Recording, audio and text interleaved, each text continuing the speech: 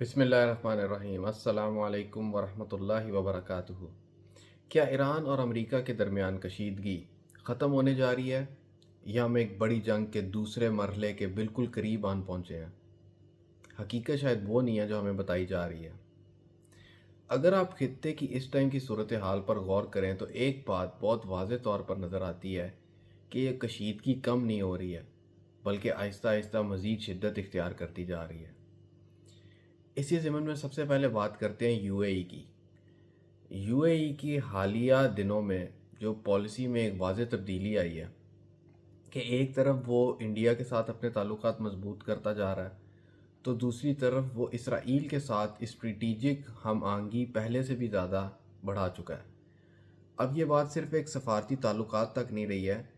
بلکہ یہ ایک سیکیورٹی بلاک کی شکل اختیار کرتا جا رہا ہے۔ اگر آپ اس کو ایک بڑے تناظر میں دیکھیں تو یہ بالکل کلیئر ملٹری پوسچرنگ ہے، یعنی آہستہ آہستہ خطہ جو ہے وہ مختلف کیمپس میں ڈیوائیڈ ہوتا ہوا نظر آ رہا ہے۔ دوسری طرف اگر ہم سعودی عرب کی بات کریں تو سعودی عرب اس ٹائم ایک بہت عجیب دوراہے پہ آ کے کھڑا ہوا ہے۔ ایک طرف وہ یو اے ای اور یو اے ای کی اس کے ساتھ بڑھتی ہوئی کشیدگی کی وجہ سے پاکستان، ترکیہ اور مصر کے قریب ہوتا ہوا نظر آ رہا ہے، تو دوسری طرف وہ ابھی بھی ایران کو اپنے لیے سب سے بڑا خطرہ سمجھتا ہے، حتیٰ کہ اسرائیل سے بھی بڑھ کر۔ اور یہی تضاد ہے جس کی وجہ سے وہ ایک غیر واضح اور غیر فیصلہ کن پالیسی ابھی تک اختیار کیے ہوئے ہے۔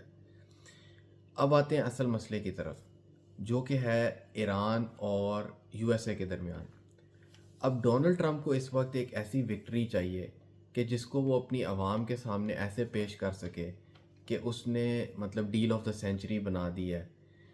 لیکن مسئلہ یہ ہے کہ جو بھی ممکنہ کامیابیاں تھیں وہ اب اس ٹائم ان کی بالکل ویلیو ہی ختم ہو گئی ہے، کیونکہ اگر ہم بات کریں کہ اگر Donald Trump strait of Hormuz کھلوانے کے لیے کامیاب ہو جاتا ہے تو وہ تو پہلے بھی کھولی ہوئی تھی، ناقدین یہ کہیں گے۔ دوسری طرف اگر وہ ایران کو مطلب نیوکلیر پروگرام میں نیوکلیر کی کمی کے لیے آمادہ کر لیتا ہے تو اس پر بھی کام پہلے سے جاری تھا۔ تو اب سوال یہ ہے کہ ٹرمپ آخر جو جیت کلیم کرنا چاہتا ہے وہ کس چیز پر وہ جیت کلیم کر سکے گا، جو اس کو وکٹری چاہیے وہ کس چیز پر کلیم کر سکتا ہے۔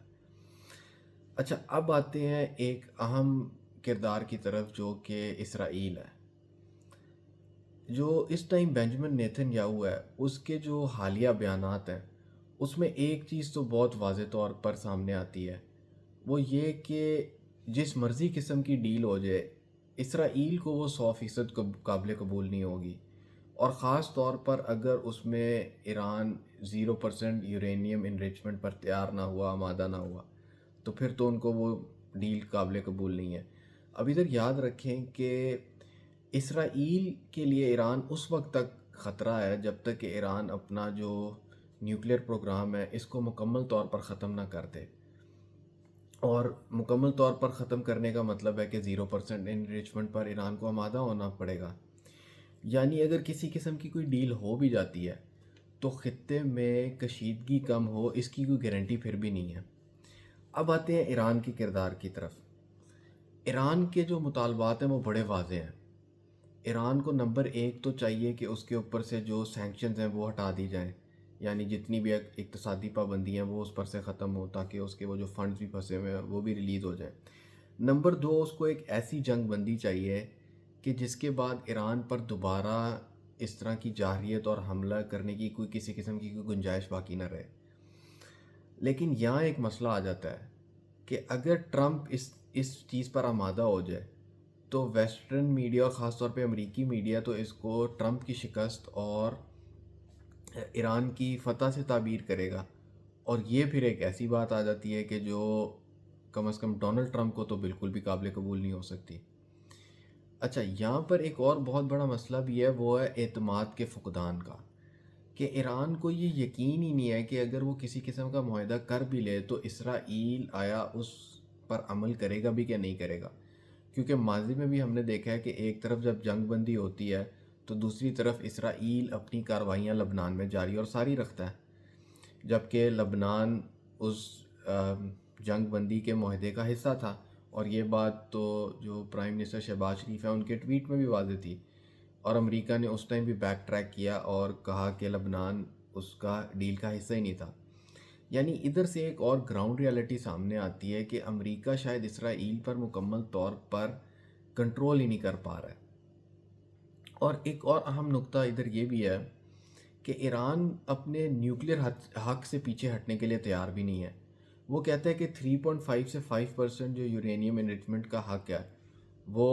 اس کے پاس ہے موجود، اور وہ کیونکہ صرف سویلین یوز کے لیے ہوتا ہے تو وہ اس کو کمپرومائز کرنے کے لیے تیار نہیں ہے۔ لیکن یہی وہ لائن ہے جہاں آ کے ڈیل جو ہے نا وہ آلموسٹ بریک کر جاتی ہے یا ناممکن بن جاتی ہے، کیونکہ اسرائیل کو تو یہ قابل قبول ہے ہی نہیں، لیکن ممکنہ طور پر امریکہ کو بھی یہ چیز قابل قبول نہیں ہے۔ اور اب آتے ہیں جو اس خطے میں سب سے خطرناک ڈیولپمنٹس ہو رہی ہیں اس وقت، وہ ہے خطے میں امریکی فوجی نقل و حرکت۔ جدید ہتھیاروں کی منتقلی سے لے کر جو فوجیوں کی بڑھتی ہوئی تعیناتی خطے میں دیکھی گئی ہے، اس کو جو بین الاقوامی تجزیہ کار اور اینالسٹ ہیں وہ ایک کسی صرف دفاعی اقدام کی نظر میں نہیں دیکھ رہے ہیں، بلکہ وہ اس کو ممکنہ راؤنڈ 2 اور کچھ اس حد تک بھی جا رہے ہیں کہ جو اس کو گراؤنڈ انویژن سے تعبیر کرتے ہیں۔ اب یہاں آ کے اگر ہم ان ساری چیزوں کو ایک تناظر میں دیکھیں کہ ابھی تک جو کچھ خطے میں ہوا ہے، جو کچھ ہم نے ڈسکس کیا ہے، ایک تو کہ علاقائی اتحاد جو تبدیل ہو رہے ہیں، سفارتی ڈیڈ لاک جو ابھی تک برقرار ہے، اسرائیل کی سخت موقف پر اسی طرح سے قائم رہنا، ایران کا اپنے موقف سے پیچھے نہ ہٹنا، اور اس کے ساتھ ساتھ یہ جو فوجی تیاریاں جاری اور ساری ہیں، تو یہ سب ایک ایسی تصویر بناتی ہیں جو کہ بالکل ایک جنگ کی طرف کا منظر پیش کر رہی ہیں۔